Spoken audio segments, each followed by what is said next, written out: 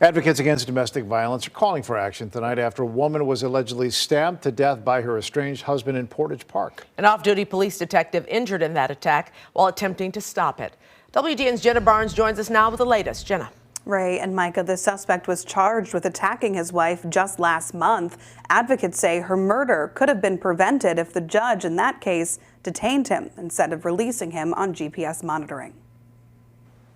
We now know the afternoon killing in Portage Park Tuesday was the final act of violence of an estranged husband against his wife.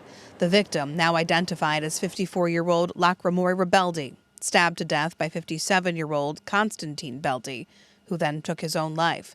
An off-duty officer injured when he tried to intervene.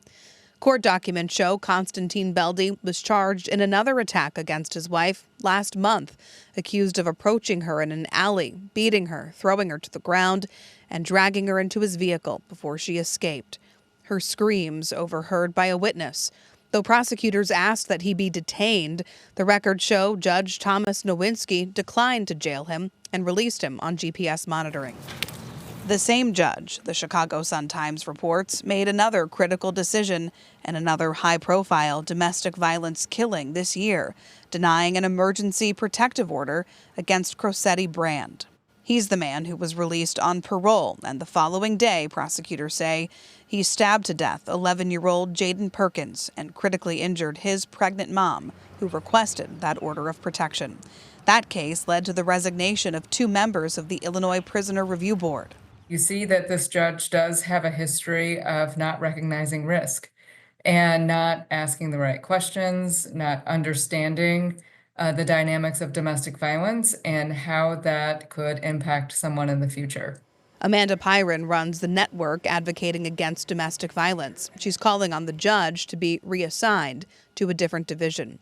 Injustice Watch shows the former prosecutor and chief of staff for the clerk's office was recommended by all bar associations that evaluated him. They hear domestic violence cases exclusively all day, and that's difficult work. And what it means is that they need to be just a little bit better, a little bit more sophisticated, a little bit more experienced, and have a real working knowledge of the issue. And in this case, we believe that the work effort merits reassignment.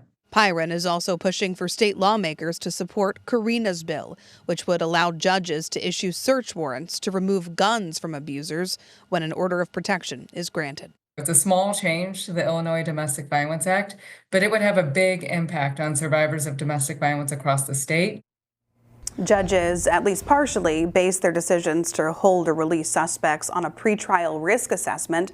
Last month, Beldi's was inconclusive because records show there wasn't enough information at the time. We have reached out to the Chief Judge's office for a response to the criticism and have not yet received a response. Ray and Micah. Thank you, Jenna.